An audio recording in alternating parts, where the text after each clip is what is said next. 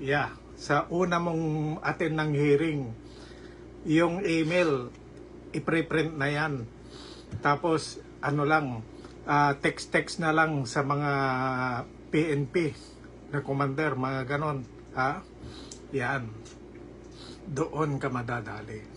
Yan. May plano yan, pare ko. Kaya, manlaban ka na ba to?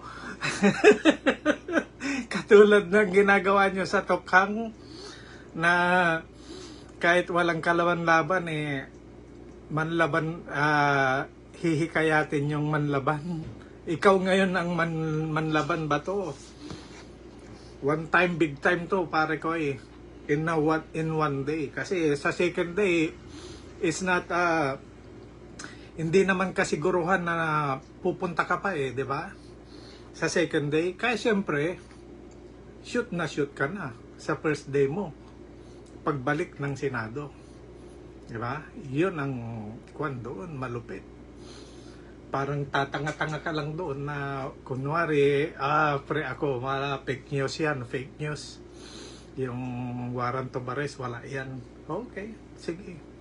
Palakasin mo lang loob mo. Di ba? Ito, pak na pak, bet na bet, pak bet, yung mangyayari sa'yo, pre. Ha? Yan. Gusto ko lang sabihin na yun ang analyzation ko lang kung bakit wala pa kayong nakikitang warrant of arrest sa kahit saang kanyan departamento, ICC or something, DOJ or Ombudsman, Foreign Affairs, I don't know, diba? Pero once na bumalik ka, first day mo, pare ko, doon na ang bilis ngayon ng internet, pare. In like 5 minutes, 1 minute, nandoon na. I-preprint na lang yun, pare ko. Forwarded, nakasisi na yan sa lahat ng departamento. Yung warrant of arrest mo, yun na.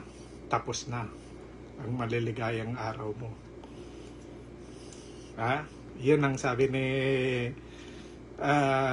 PBBM, di ba? Tapos na ang maliligayang araw ninyo.